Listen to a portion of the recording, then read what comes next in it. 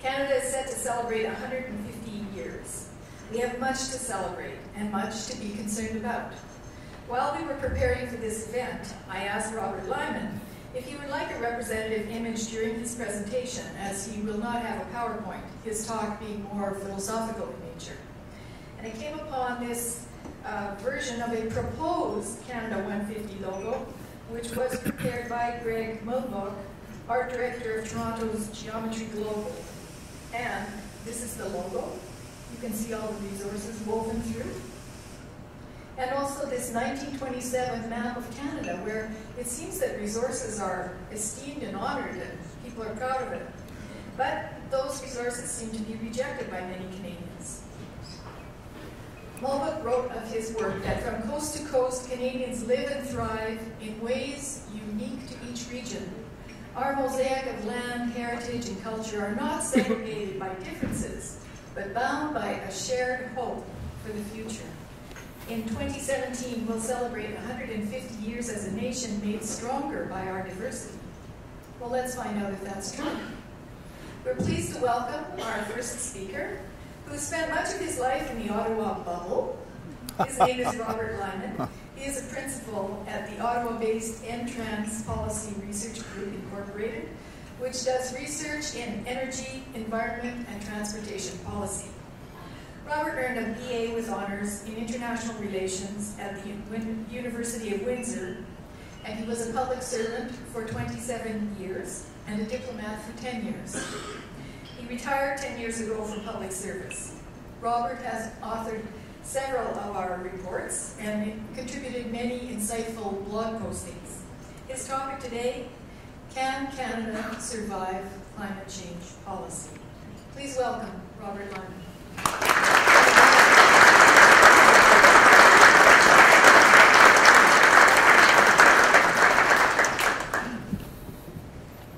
Thank you very much, Michelle. I've never quite heard myself described as the bubble boy before, but that's great. Mr. President, honored guests, ladies and gentlemen, God, it's good to be back in Calgary. During my public service career, I came here many times, and I was always so impressed with the vitality of the city and by the kindness and hospitality of the people who live here. I am really immensely grateful to Friends of Science for inviting me to come here and to speak to you this evening. The topic, as Michelle mentioned, is can Canada survive climate policy? Hearing the question framed that way must seem to many of you as a bit strange. We hear every day from environmental groups and from the media that Canada and other countries are threatened by the catastrophic events of global warming. And it must seem strange that someone would come here and stand up and wonder out loud about whether the policies that have been proposed to reduce greenhouse gas emissions are themselves the threat. And yet, as I hope to persuade you this evening, they are. Everyone comes to this issue with a certain perspective, and so I'm going to declare mine at the outset. I'm not a scientist. I'm not here to address the question of how much human-related greenhouse gas emissions are contributing to increased concentrations of carbon dioxide in the atmosphere, or the sensitivity of global temperatures and climate to those increased concentrations over time. I'm sure there are many other people in this room far more qualified than I to talk about that. Instead, I want to talk about policy. I want to talk about the policy and the program measures that the people of Canada and other countries, especially in the industrialized world, are being urged to adopt, and what will be the implications of those policies over time. Because of my background, I believe in the importance of sound public policy processes when governments decide on issues that are of great importance for the present and for future generations. My career taught me several important lessons about what makes for good public policy. The first is that policies need to reflect the diversity of Canada and of the public interest itself. In most countries, or I should say as in most countries, The people here include many different groups that are differentiated by their financial interests, by their economic and social status, by their viewpoint, and by their political party. Good public policy has to take into account the interests of all of those and seek the highest possible common benefit. No easy task. Similarly, Canadians expect that governments will pursue many different national goals: economic development, social justice, safety, security, public health, and environmental quality, just to name a few. Sometimes these goals are compatible, and sometimes they compete with one another. So we live in a pluralist, multi-goal society. Further, good public policies in Canada must acknowledge and respect the design of our political federation. Policies that severely harm some provinces and regions, allegedly to benefit the whole, may indeed place the federation at risk. Every now and then, a policy issue comes along whose adherents claim that it is the most important one of all, that it overrides all other public interests. Today, the theory that carbon dioxide emissions are causing cataclysmic global warming is an issue in which adherents say takes ascendancy over all other public interests. Indeed, many environmental organizations consider that Canada should, as a point of principle and to show leadership, completely eliminate greenhouse gas emissions in the shortest possible time frame. To that end, they seek the complete elimination of coal use as the first step in the transformation of the electricity sector. They oppose all construction of new oil and natural gas pipelines. They use pressure on investors and shaming tactics to discourage new investment in oil and gas exploration and development. They ask governments to impose absolute ceilings on the level of greenhouse gas emissions from particular sources, as they have done in the case of the oil sands. They advocate constantly in favor of new programs, regulations, and subsidies that favor renewable energy sources over the traditional ones. Before discussing the challenges that these demands pose, let me review how we came to this juncture and Canada's place in the world. In 1988, governments working together at international levels first raised concerns about the possibility that increased human-related greenhouse gas emissions might be having an adverse impact on global temperatures. Since then, various countries have adopted targets to try to reduce emissions. In 1992, developed countries agreed on a voluntary target of stabilizing greenhouse gas emissions at 1990 levels by the year 2000. They didn't even come close. Having not met a relatively modest target, they decided to adopt a more stringent one. So, in 1997, about 150 countries committed under the Kyoto Protocol to reduce GHG emissions by an average of 5% below 1990 levels by the 2008 to 2012 period. They failed miserably.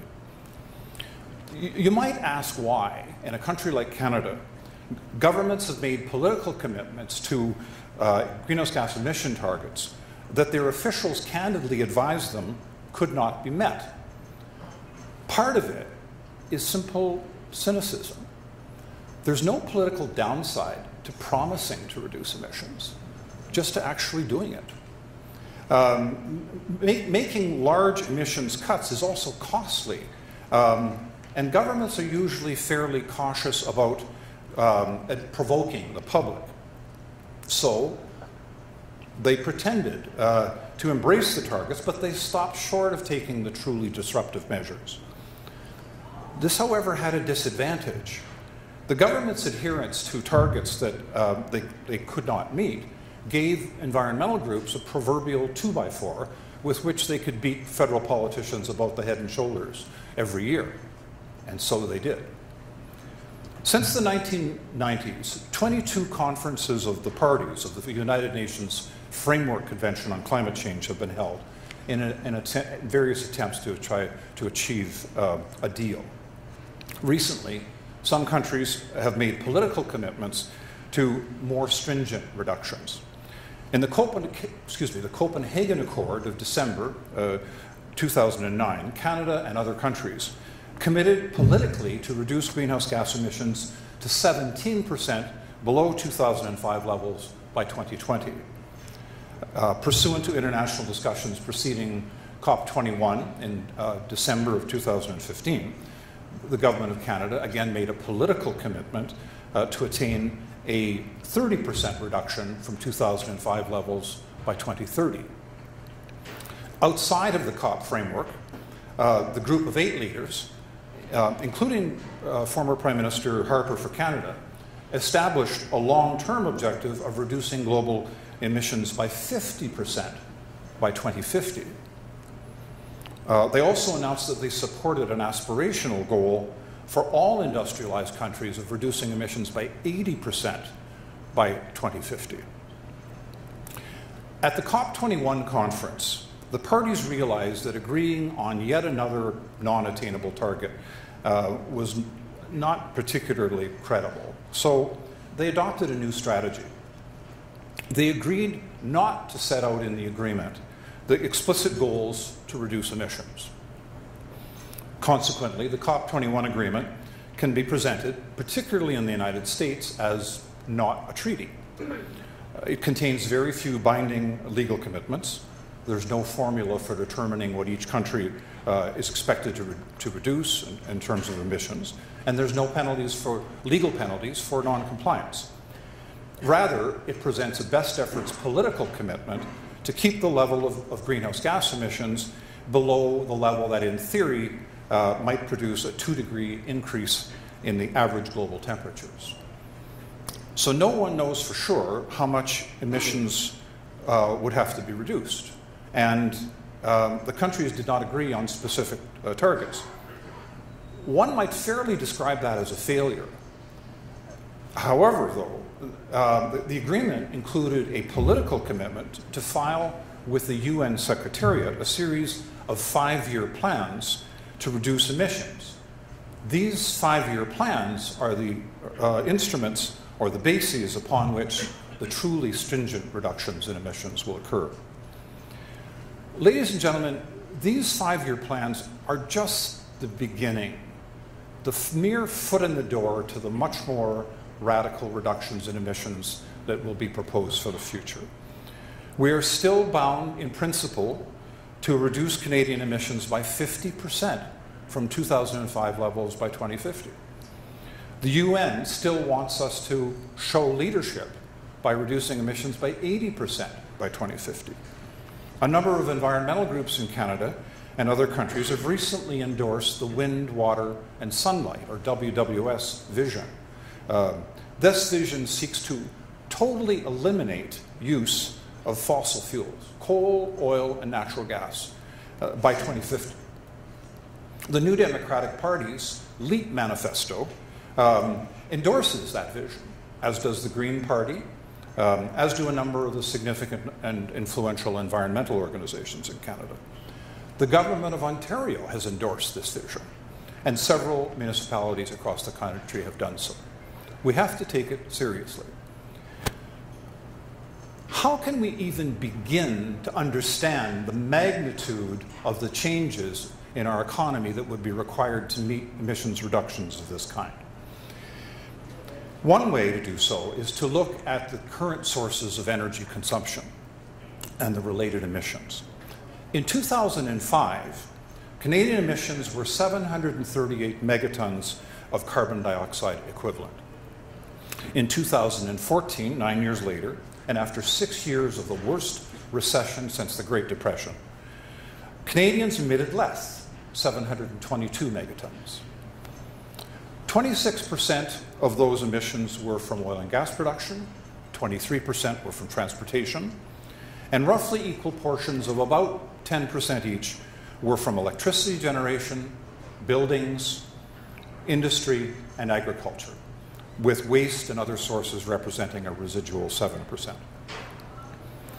Assuming that emissions do not grow one bit over the next 32 years as a result of economic growth or population growth, achieving a 50% reduction in emissions from 2005 levels would mean reducing emissions to 369 megatons of CO2 equivalent. That's comparable to completely eliminating the current emissions from oil and gas, from electricity generation, and from all energy-intensive industries like mining, petrochemicals, automobile manufacturing and parts manufacturing, iron, steel, cement, gone. Achieving the aspirational goal of an 80% emissions reduction, recommended by the United Nations, would mean reducing emissions to 147 megatons of CO2 equivalent. That would be comparable to reducing Canada's per capita GHG emissions and our energy economy to the current levels of Bolivia, Sudan, or Iraq. I think it's fair to say that this would not be wildly popular outside of certain environmentalist and left-wing circles. The effect on regional economies would be devastating. Just eliminating oil and gas production would deprive Alberta, Saskatchewan, Newfoundland and Labrador, and the Northern Territories of their most important resource development and income growth opportunities. Eliminating or sharply reducing oil consumption would mean electrifying railways at great cost, sharply curtailing ownership and use of personal and commercial road vehicles, and severely limiting use of aviation and marine services. No sector of the economy would be spared. If indeed such measures were actually implemented as national policy, really and truly, the Canadian Federation might not survive as a political entity. You might say that any government that tried to push the climate change agenda that far would soon run into the limits of technology, economics, or politics, and not be able to do it. And you might very well be right. Unfortunately, even if the most radical emissions reductions prove to be impossible, governments may still be impelled by international political commitments to take measures that have major economic costs. The American Enterprise Institute recently noted, though, that although not legally binding, the Paris Agreement provides a framework for a global political pressure machine that will exist for decades. The agreement is designed to stimulate political protest any time that policymakers fail to keep commitments to decarbonize the economy, to pony up billions of dollars in aid for developing countries, and to make increasingly ambitious emission reduction promises every 5 years in perpetuity. Further, the Paris Agreement tacitly affirms their preferred narrative that climate change is humanity's greatest peril and that inaction threatens millions of lives. What are the benefits that we would achieve by making such costly reductions? Well, climate change is above all a global issue. The emissions occur all over the world and the effects are global. Despite all of the rhetoric about the world carbon dioxide emissions from fuel combustion and gas flaring, according to the US Carbon Dioxide Information Analysis Center, they rose steadily from 16.6 gigatons carbon dioxide equivalent in 1973 to 34.1 gigatons in 2014. So they more than doubled over that period. Importantly, though, the origins of the emissions changed significantly. In 1973, the countries of the Organization of Economic Cooperation and Development, or OECD, represented about 2/3 of the global emissions. By 2014, the OECD share had dropped to just over 1/3. So all, or almost all, of the emissions growth that has occurred has been outside of the OECD, outside of the industrialized countries. What does the future hold? Well, no one has an infallible crystal ball that allows us to see that, but the United States Energy Information Administration, or EIA, is one of the most authoritative sources of projections regarding energy supply, demand, and emissions in the world. In May 2016, it published its most recent International Energy Outlook with a forecast to 2040. Based on the most thorough analysis of the likely trends in terms of the economy, in terms of population, and in terms of the likely application of new technologies, the outlook included some very striking projections. First, worldwide energy use will grow continuously over the next 3 decades, led by strong increases in the non-OECD areas and especially in Asia. In the EIA reference case, consumption grows 48% from 2012 to 2040.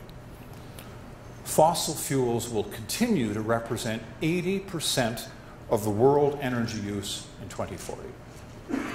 The use of petroleum and other liquid fuels will grow from 90 billion barrels per day in 2012 to 121 million barrels per day in 2040. And natural gas use will grow from 129 trillion cubic feet in 2012 to 201 TCF in 2040. Energy-related carbon dioxide emissions will grow from 32.2 gigatons in 2012 to 43.2 gigatons in 2040, a 34% increase.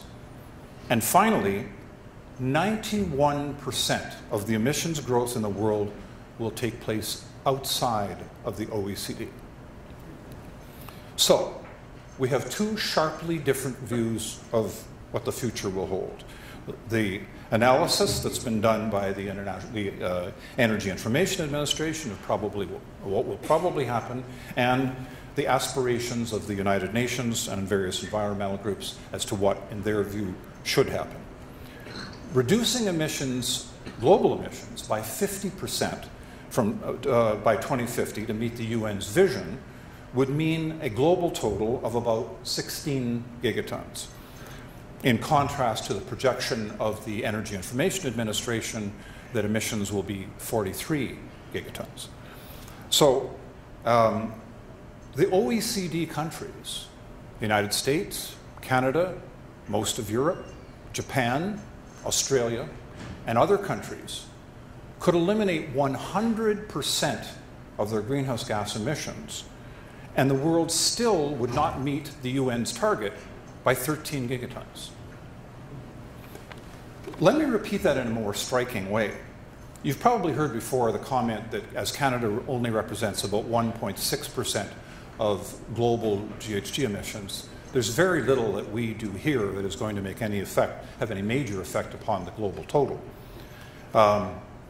If the current projections of the EIA are correct, not only Canada, but the entire OECD region could cease to emit carbon dioxide, and the total emissions would still be far above the levels that the United Nations says is essential. Kind of puts things in context, doesn't it? With that as background, I'd like to discuss 3 problems that beset Canadians' efforts to deal with climate change mitigation. The difficulty in choosing appropriate policy instruments, the excessive expectations concerning government's ability to deal with the climate issue, and the weakness of the current federal government's policy and planning process. To my knowledge, there has never been a public policy issue more complex than climate change. The calls for massive and rapid emissions reductions would be daunting if they affected only one commodity in one sector of the economy. Instead, they concern fundamental changes to global and national energy systems and infrastructure that have developed over the past century and longer. Almost every aspect of our current industrial, transportation, settlement, and commercial infrastructure and capital stock has developed based upon the availability of relatively low-cost hydrocarbons. Some advocates of rapid transformation believe that the emissions reductions can be achieved through the price mechanism. Unfortunately, fossil fuels stubbornly continue to be relatively plentiful and cheap. So to retain the advantages of market-based measures, the advocates recommend carbon taxes and cap-and-trade systems to raise prices and thereby, in effect, induce or incite consumers to reduce emissions. The federal government's national capital tax system imposes charges that will rise from $10 to $50 per ton by 2022, and who knows what levels after that. Not surprisingly, the federal government's carbon tax system has run into resistance. The opposition in Parliament is asking some embarrassing questions. How much revenue will the carbon taxes raise? What will be the cost of living impact for the average family? How will the competitiveness of Canadian firms be affected? The government's not saying. But there's much more difficult questions that lie ahead. How much does the government think such taxes will actually reduce Canadian emissions? What will be the effect of that reduction on global emissions and on temperatures? How high will carbon taxes have to go to achieve those 2030 and 2050 goals? The former National Roundtable on the Environment and the Economy in 2012 issued a report in which they projected that in order to attain the 2050 targets, the carbon tax would have to be at least $300 per ton. So that at least gives us a sense of where carbon taxes may be headed in future. Even in the absence of satisfactory answers about future tax levels, the theory that allegedly justifies carbon taxes and cap-and-trade system fails in practice. Professor Ross McKittrick of the University of Guelph, who I understand has spoken here in the past, has explained why. First, a carbon tax is only justified and desirable in theory if it acts as a replacement for a long list of programs and regulations and subsidies that are already in place. The federal, provincial, and municipal governments, however, have no intention to remove those measures. Second, a carbon tax, to avoid damaging the economy, has to be genuinely revenue neutral in the sense that the funds should be channeled back into the economy through lowering the rates of other broadly based taxes, not by being used to subsidize additional programs that are favored by environmentalists and the industries that benefit. The province of British Columbia claims to have implemented a revenue-neutral carbon tax, but there's very little chance that any other government will. Third, the size of the carbon tax has to be set at a rate that properly reflects the alternative cost of reducing emissions and the best estimate of the damage that is being avoided by reducing emissions. The current federal tax has no connection whatsoever to either of those standards. Fourth, there has to be credible evidence that the economic cost that is incurred will be offset by the incremental improvement in environmental quality in the world. Canada is too small an emitter to affect those emissions, and as I mentioned, most of the emissions growth is occurring in Asia anyway. Finally, we should not set a new carbon tax burden on Canadian companies that are seeking to compete internationally. Proceeding when we know that the Americans will not impose a carbon tax is just simply irresponsible. And many of these same points apply with respect to cap-and-trade systems as well. I decided to explore further Professor McKittrick's point about the current list of regulations and programs. There is not in Canada a comprehensive list of the various climate change measures that governments at the federal, provincial, and municipal level have introduced. They've been increasing in number, reach, and cost since 1988. I counted 37 different generic types of programs that are currently in place. And there's large bureaucracies that are there that exist to design, implement, and less frequently to evaluate these programs. They stretch like the tentacles of some vast octopus over every single part of the economy, and they touch everyone's life. As no one has ever established an inventory of what these programs are, or the ones that are under consideration, no one knows how much they cost. But two things are certain. They cost billions of dollars annually, and they're not going away anytime soon. I can probably add a third certainty, which is that the government will continue to develop and implement more of these programs and regulations as time goes on. Watch this space. Watch for the news in the coming weeks coming out of Ottawa.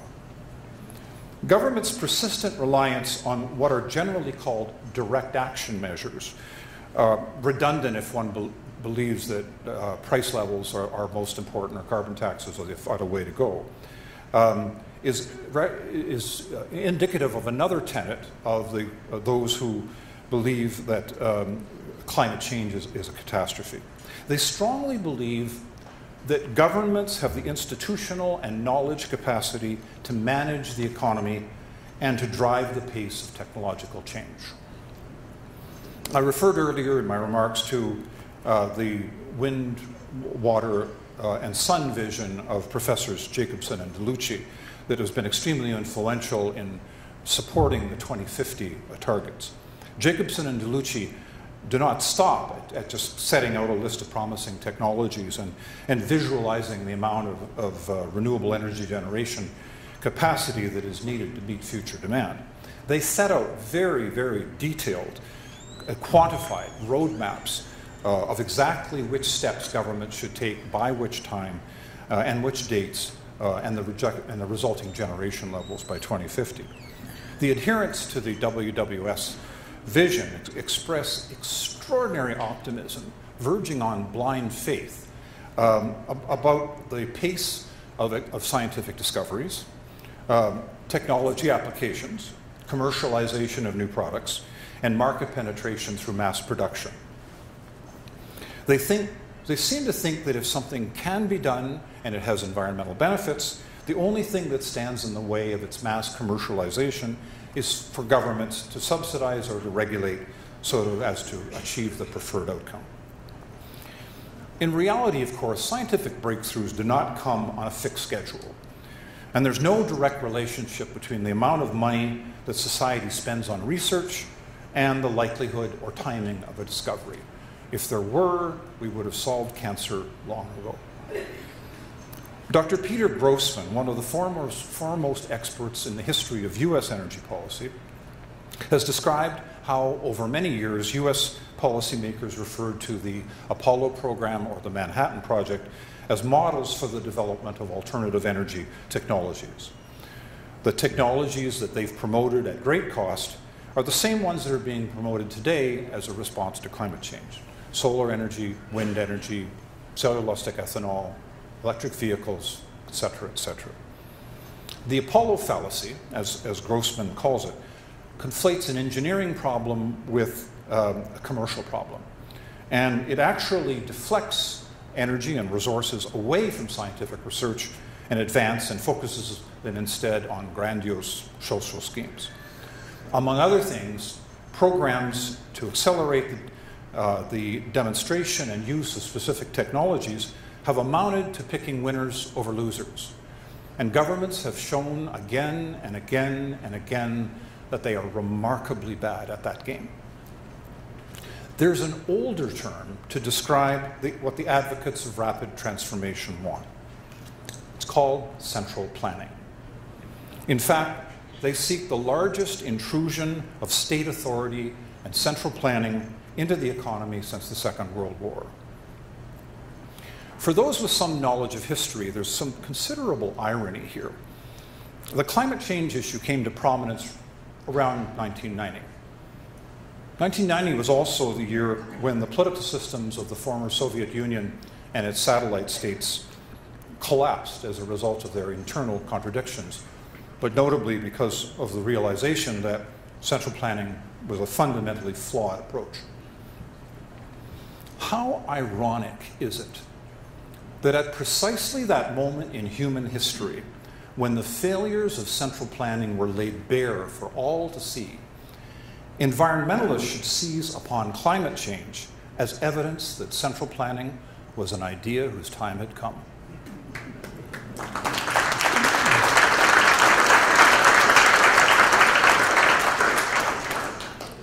That confidence might be warranted if past government efforts to reduce emissions had been wildly successful.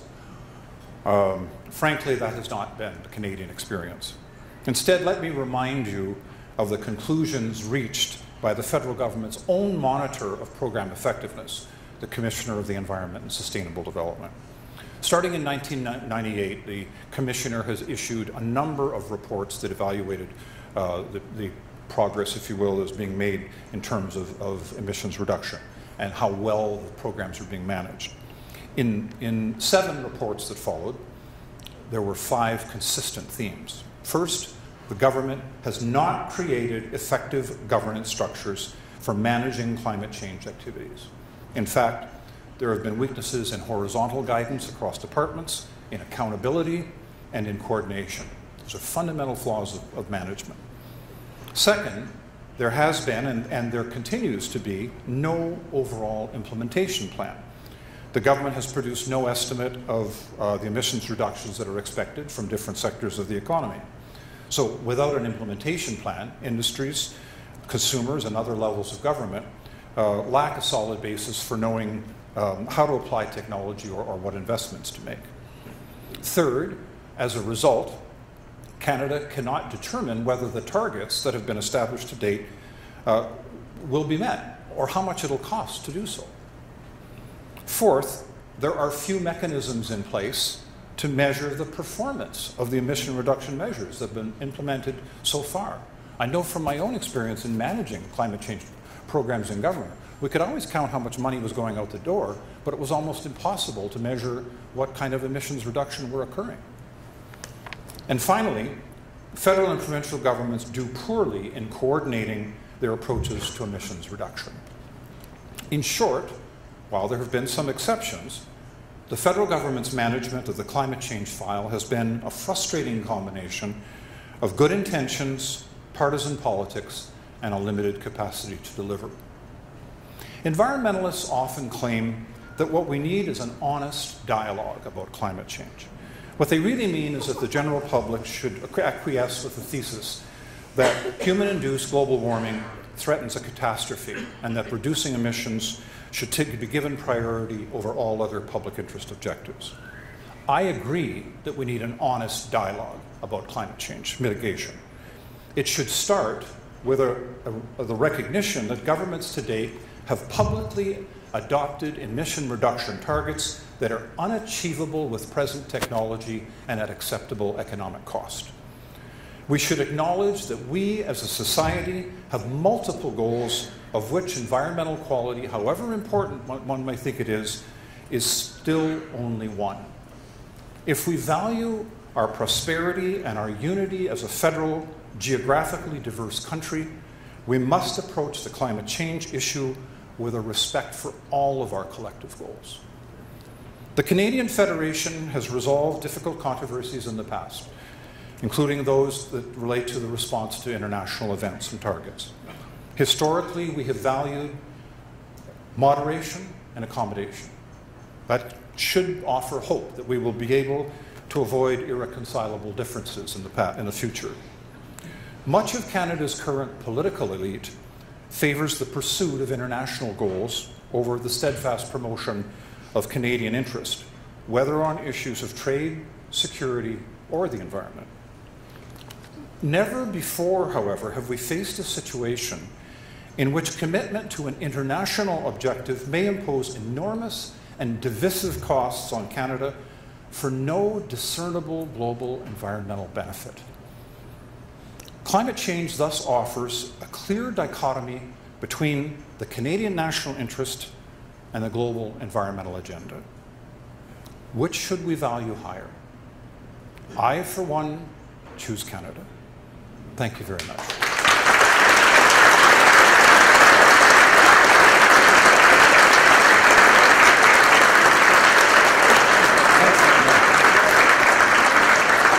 Thank you. Thank you. Thank you very much, Robert. I think most of the people in this room also choose Canada. Yes. Refreshing to hear someone say it straight out that those goals are unattainable.